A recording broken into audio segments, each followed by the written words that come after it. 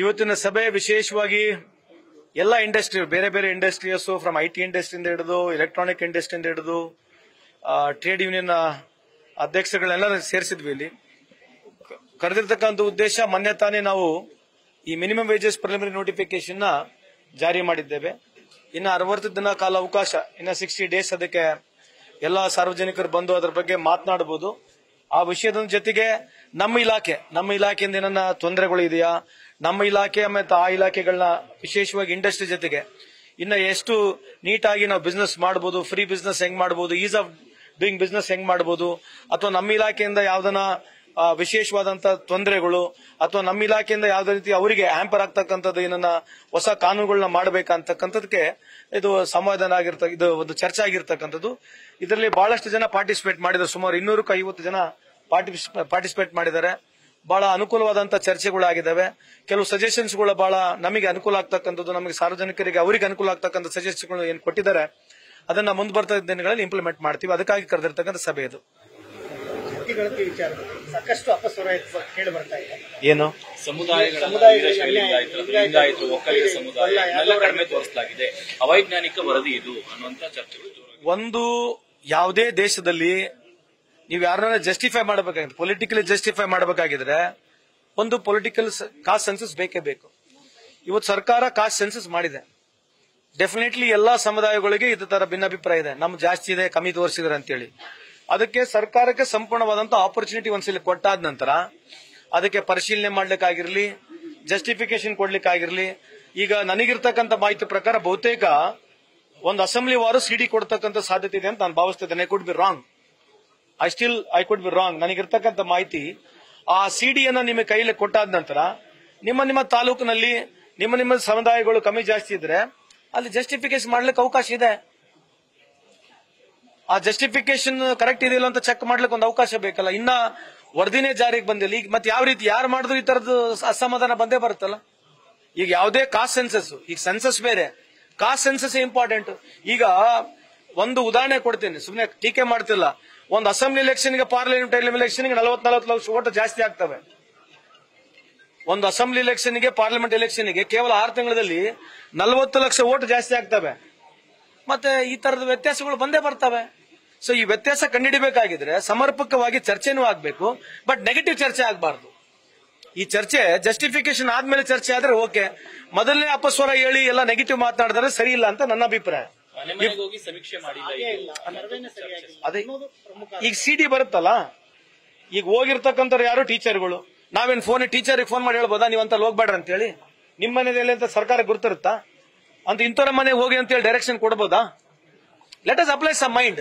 S, ನಿಮ್ಮ ಏನೇ political interest ಇದೆ, ಪೊಲಿಟಿಕಲ್ ಇಂಟ್ರೆಸ್ಟ್ ಇಂದ ಮಾಡಿರ್ತಕ್ಕಂಥದ್ದು ನಿಮ್ ವಾದಿದ್ರು ಕೂಡ let us except for timing, let us accept.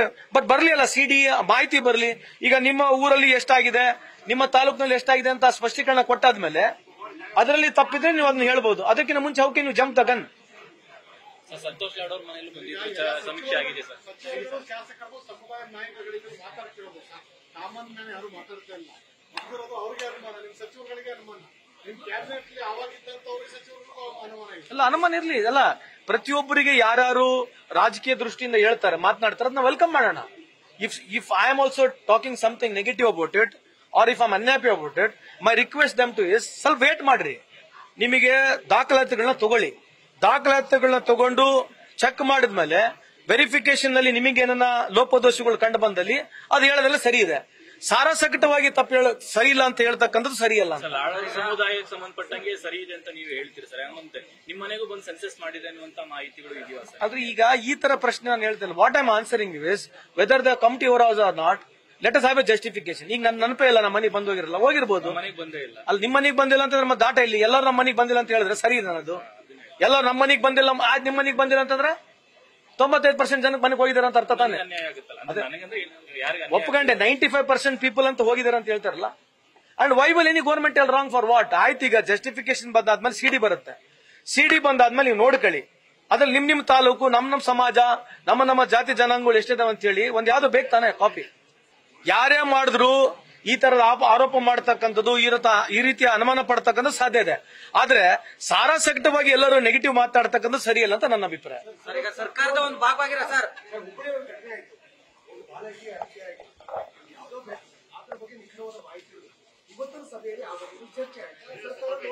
ಅಲ್ಲ, ಅದರ ಬಗ್ಗೆ ಚರ್ಚೆ ಮಾಡಿದೀವಿ. ಏನಾಗಿದೆ, ಸಮರ್ಪಕವಾಗಿ ಪ್ಯಾನ್ ಕರ್ನಾಟಕ ಯಾರು ಬೇರೆ ಬೇರೆ ಹೊರ ರಾಜ್ಯಗಳಿಂದ ಬರ್ತಾ ಇದ್ದಾರೆ ಅದನ್ನು ಯಾವ ರೀತಿಯಾಗಿ ಅವರನ್ನ ನಾವು ಪತ್ತೆ ಹಚ್ಚಬೇಕು, ಯಾವ ಇಲಾಖೆಯಲ್ಲಿ, ಅಥವಾ ಈಗ ನಮಗೆ ಆರ್ಗನೈಸ್ ಸೆಕ್ಟರ್ ಅಲ್ಲಿ ಬಂದ್ರೆ ಈಸಿ. ಈ ಅನ್ಆರ್ಗನೈಸ್ ಸೆಕ್ಟರ್ ಅಲ್ಲಿ ಫಾರ್ ಎಕ್ಸಾಂಪಲ್ ಅಗ್ರಿಕಲ್ಚರ್ ಸೆಕ್ಟರ್ ಅಲ್ಲಿ ಬರ್ತಾರೆ, ಟ್ರೈನ್ ಅಲ್ಲಿ ಬರ್ತಾರೆ, ಬಸ್ ಅಲ್ಲಿ ಬರ್ತಾರೆ, ಅದನ್ನ ಹೆಂಗ್ ಕಂಡುಹಿಡಿಬೇಕು, ಅಥವಾ ಕನ್ಸ್ಟ್ರಕ್ಷನ್ ಫೀಲ್ಡ್ ಅಲ್ಲಿ ಹೆಂಗ್ ಬರ್ತಾರೆ, ಹೆಂಗ್ ಕಂಡುಹಿಡಿಬೇಕು ಅನ್ನೋದಕ್ಕೆ ಇನ್ನ ಸ್ವಲ್ಪ ಕಾಲಾವಕಾಶ ಬೇಕು. ಆದ್ರೆ ನಾವಿಲ್ಲಿ ಹೇಳಿರ್ತಕ್ಕಂಥದ್ದು ಅವರಿಗೆ ನಿಮ್ಮ ಕಾಂಟ್ರಾಕ್ಟ್ ಬೇಸಿಸ್ ನಲ್ಲಿ ಯಾರು ಕೆಲಸ ಮಾಡ್ತಾ ಇದಾರೆ, ಯಾರ್ಯಾರು ಬರ್ತಾರೆ ಕಾಂಟ್ರಾಕ್ಟ್ ಬೇಸಿಸ್ ನಲ್ಲಿ ಯಾರು ಬರ್ತಾರೆ ಅವ್ರ ಬಗ್ಗೆ ಸಂಪೂರ್ಣ ಮಾಹಿತಿಯನ್ನು ತಗೊಳ್ಳಿ ಅಂತ ಹೇಳಿ ಅವರಿಗೆ ಒಂದು ಮಾಹಿತಿಯನ್ನು ಕೂಡ ಹೇಳಿರ್ತಕ್ಕಂಥದ್ದು. ಅಲ್ಲ, ಮಾಡಿದ್ದಾರೆ. ಆಬ್ವಿಯಸ್ಲಿ ಇದು ಆರ್ಗನೈಸ್ ಸೆಕ್ಟರ್ ಇದೆ, ರಿಸೀವ್ ಮಾಡೇ ಮಾಡ್ತಾರೆ. ಬಟ್ ನಮಗೆ ಪ್ರಾಬ್ಲಮ್ ಇರತಕ್ಕಂಥದ್ದು ಇದ್ರ ಜೊತೆಗೆ ಅನ್ಆರ್ಗನೈಸ್ ಸೆಕ್ಟರ್. ಅನ್ಆರ್ಗನೈಸ್ ಸೆಕ್ಟರ್ ನಮ್ಮ ಮನೆ ಮುಂದೆ ನಿಮ್ಮ ಮನೆಯಲ್ಲಿ ಕೆಲಸ ಬಂದು ಬಿಆರ್ನವ್ರು ಯುಪಿಆರ್ ಮಾಡ್ತಾರೆ. ಅದು ಸಂಪೂರ್ಣ ಮಾಹಿತಿ ನಮಗೆ ಸಿಗಲ್ಲ, ಇಲಾಖೆಗೆ ಸಿಗಲ್ಲ, ಸರ್ಕಾರಕ್ಕೂ ಸಿಗಲ್ಲ. ಇದು ಸಮರ್ಪಕವಾಗಿ ಚರ್ಚೆ ಮಾಡಿ ಇದು ಕಾನೂನೇ ತರಬೇಕು. ಅಂದ್ರೆ every person who is coming ಬೇರೆ ಸ್ಟೇಟ್ ಲಿಂದ, ಇಂಟರ್ ಸ್ಟೇಟ್ ಲಿಂದ ಯಾರೇ ಒಬ್ಬರು ಲೇಬರ್ ಬರ್ತಾ ಇದ್ದಾನೆ ಅಂತಂದ್ರೆ ಇದು ಕೇವಲ ಲೇಬರ್ ಡಿಪಾರ್ಟ್ಮೆಂಟ್ ಅಲ್ಲ, ಸರ್ಕಾರ ಜೊತೆಗೆ ಎಲ್ಲಾ ಇಲಾಖೆಯವರು ಇದನ್ನ ಯಾವ ರೀತಿ ನಾವು ಮಾಡ್ಬೇಕನ್ನೋದಕ್ಕೆ, ಕಡಿವಾಣ ಯಾವ ರೀತಿ ಅಂದ್ರೆ ಮಾಹಿತಿ ಯಾವ ರೀತಿ ಪಡಿಬೇಕನ್ನೋದಕ್ಕೆ ಸಮರ್ಪಕವಾಗಿ ಚರ್ಚೆ ಆಗಬೇಕು. ರೋಬೋಸ್ಟ್ ಆಗಿರ್ತಕ್ಕಂಥ ಒಂದು ಸಿಸ್ಟಮ್ ತರಬೇಕು. ಅದು ಬರೀ ನನ್ನ ಇಲಾಖೆಯಿಂದ ಮಾತ್ರ ಆಗಕ್ಕೆ ಸಾಧ್ಯ ಇಲ್ಲ. ನನ್ನ ಇಲಾಖೆ ಪ್ರಮುಖವಾಗಿ ನಾನು ಮೂವ್ ಮಾಡಿದ್ರು ಕೂಡ I require all the support. ಯಾಕಂದ್ರೆ ಇದಕ್ಕೆ ಪೊಲೀಸ್ ಡಿಪಾರ್ಟ್ಮೆಂಟ್ ಸಪೋರ್ಟ್ ಬೇಕು, ಐಟಿ ಡಿಪಾರ್ಟ್ಮೆಂಟ್, ಐಡಿ ಡಿಪಾರ್ಟ್ಮೆಂಟ್, ಎಲ್ಲಾ ಇಲಾಖೆಗಳು ಬೇಕಾಗುತ್ತೆ. ಸರ್ಕಾರದ ಸಂಪೂರ್ಣವಾಗಿ ಇದಕ್ಕೊಂದು ಸಮರ್ಪಕವಾದಂತ ಮುಂದೆ ಬರ್ತಾ ದಿನಗಳಲ್ಲಿ ಇದನ್ನ ಚರ್ಚೆ ಮಾಡಿ we have to actually have lot of inputs ಬೇಕು. ಯಾಕಂದ್ರೆ ಒಬ್ಬರು ಮಾಹಿತಿ ಹೆಂಗ್ ಬರಬೇಕು, ಎಲ್ಲಿ ಪರ್ಮಿಷನ್ ಕೊಡಬೇಕು, ಯಾರು ಬಂದ್ರೆ ಈಗ ಅಗ್ರಿಕಲ್ಚರ್ ಲೇಬರ್ ಹೆಂಗ್ ಬರ್ತಾನೆ, ಹೆಂಗ್ ಹೋಗ್ತಾನೆ, ಏನ್ ನಾವು ಚೆಕ್ ಪೋಸ್ಟ್ ನಲ್ಲಿ ವೆರಿಫೈ ಮಾಡಬೇಕಾ, ಏನ್ ಚೆಕ್ ಪೋಸ್ಟ್ ನಲ್ಲಿ ಎವ್ರಿಬರಿಗೆ ಫ್ರಿಸ್ಕ್ ಮಾಡಬೇಕಾ, ಬಸ್ ನಲ್ಲಿ ಬರೋರಿಗೆ ಚೆಕ್ ಮಾಡಬೇಕಾ, ಹೆಂಗ್ ಚೆಕ್ ಮಾಡ್ಬೇಕು ಅನ್ನೋದಕ್ಕೆ ಸಮರ್ಪಕವಾಗಿ ಚರ್ಚೆ ಆಗ್ಬೇಕು. ಅದಕ್ಕಾಗಿ ನಾನು ಇವತ್ತೇ ಸಂಪೂರ್ಣವಾಗಿ ಅದಕ್ಕೆ ಉತ್ತರ ಕೊಡಕ್ ಬರೋದಿಲ್ಲ. ಆದ್ರೆ ಯಾರ್ಯಾರು ಕಾಂಟ್ರಾಕ್ಟ್ ಲೈಸೆನ್ಸ್ ಇದಾರೆ ನಮ್ಮಲ್ಲಿ ಅವರಿಗೆ ತಾಕೀತ್ ಮಾಡಿದೀವಿ. ಕಾಂಟ್ರಾಕ್ಟ್ ಲೈಸೆನ್ಸ್ ನಲ್ಲಿ ಯಾರು ಕೆಲಸ ಮಾಡ್ತಾ ಇದಾರೆ ಎನ್ಸ್ಫೋರ್ತ್ ನಮಗೆ ಸಂಪೂರ್ಣವಾದ ಮಾಹಿತಿ ಸರ್ಕಾರ ಕೊಡಬೇಕಂತ ಹೇಳಿ ನಾವು ಹೇಳಿದ್ವಿ. ಅವರಿಗೆ ಜಾತಿಗಣತಿಗೆ ಸಂಬಂಧಪಟ್ಟಂತೆ ಸರ್ಕಾರದ ಒಂದು ಭಾಗವಾಗಿರೋ ಉಪಮುಖ್ಯಮಂತ್ರಿಗಳು ಇವತ್ತು ಸಮುದಾಯದ ಶಾಸಕರು ಸಚಿವರು ಸಭೆ ಕರೆದಿದ್ದಾರೆ. ಇದನ್ನು ಯಾವ ರೀತಿಯಾಗಿ ನೋಡ್ತೀರಾ? ಅಲ್ಲ, ಇದು ಆತಂಕ ಇರುತ್ತೆ ಅವರಿಗೆ. I am not against it, but my ಒಂದೇ ಸಜೆಷನ್ ನಾನು ಹೇಳೋದು, ಇದನ್ನ ಫಸ್ಟ್ ಬರ್ಲಿ ಅಲ್ಲ, ಸರ್ಕಾರದ ದಾಖಲಾತಿ ತಾವು ನೋಡ್ಕೊಳ್ಳಿ. ಕಮ್ಮಿ ಇದೆ, ನನ್ನ ತಾಲೂಕಿನಲ್ಲಿ 10,000 ಕಮ್ಮಿ ಇದೆ, ತೋಮನಿ ಮಾಹಿತಿ ಕೊಡಿ. ಸುಮ್ಮನೆ ನಮ್ಗೆ ಕಮ್ಮಿ ಇದೆ ಜಾಸ್ತಿ ಇದೆ ಅಂತ ಹೇಳಿದ್ರೆ ಅರ್ಥ ಏನಿದೆ? ಮೈ ಒನ್ಲಿ ಫೀಲಿಂಗ್ ಇಸ್ ನಮ್ ತಾಲೂಕಿನಲ್ಲಿ 10,000 ನಮ್ಮ ಸಮಾಜದ ಕಮ್ಮಿ ಇದೆ ಅಂತ ಹೇಳ್ರಿ. ಆ ದಾಖಲಾತಿ ಬಂದ್ಮೇಲೆ ವೆರಿಫೈ ಮಾಡೋವರೆಗೆ ತಡಿಬೇಕಲ್ಲ. ಆ ದಾಖಲಾತಿನ ಕೈಗೆ ಮುಟ್ಟಿಲ್ಲ, ಆಯ್ತು, ಇಲ್ಲಿವರೆಗೆ ಯಾರು ಮಾಡಿದಾರೆ ಕಾಸ್ಟ್ ಸೆನ್ಸಸ್? ಯಾರು ಮಾಡಿಲ್ಲ ತಾನೆ? ಮಾಡಿದೀವಿ ಫಸ್ಟ್ ಮೊದಲನೇ ಸರಿ ಕಾಸ್ಟ್ ಸೆನ್ಸಸ್ ಆಗಿದೆ. ಅದು ಸರಿ ಇದೆ ತಪ್ಪಿಲ್ಲ ಅಂದ್ರೆ ನೀವ್ ಹೆಂಗ್ ಹೇಳ್ತೀರಾ? What basis you are telling it is wrong? On what basis you are telling it is wrong? I am not defending government, but I am asking a question. On what basis you are telling it is wrong? There is no evidence for them to tell it is wrong. ಯಾರೇ ಇರ್ಲಿ, ಅದ್ರಿ ಹೇಳ್ತಿರೋದು ನಮ್ ಪಕ್ಷ ನಿಮ್ ಪಕ್ಷ ಅಂತಕ್ಕಂಥದ್ದಲ್ಲ, BJP Congress JDS ಅಂತಕ್ಕಂಥದ್ದಲ್ಲ. If anybody is saying that wrong ಇದೆ ಅಂತಂದ್ರೆ ಆನ್ ವಾಟ್ ಜಸ್ಟಿಸ್? ನಿಮ್ಮ ಮನೆಗೆ ಬಂದಿರೋ ತಕ್ಷಣ ರಾಂಗಾ? ಅವರ ಎಕ್ಸ್ಪೆಕ್ಟೇಷನ್ ಈಗಿರುವಂತ ಕಮ್ಯುನಿಟಿಗಳಲ್ಲಿ ಇಷ್ಟಿಷ್ಟು ನಮ್ಮ ಸಮುದಾಯದ ಜನಸಂಖ್ಯೆ ಇಷ್ಟಿದೆ, ಅದ್ರಲ್ಲಿ ತೋರಿಸಿರುವಂತ ಜನಸಂಖ್ಯೆ ವ್ಯತ್ಯಾಸ ಇದೆ ಮತ್ತು ಸಮುದಾಯದ ವಿಭಾಗವಾರು ವಿಂಗಡಣೆ ಮಾಡುವ ಮೂಲಕ ಅಲ್ಲ ಈಗ ಒಡೆಯುವಂತ ಕೆಲಸ ಮಾಡಿದ್ದಾರೆ ಅಂತ ಆರೋಪ. ಈಗ ಆರೋಪನ್ನ ಒಂದ್ ಸೈಡ್ ಇಡೋಣ.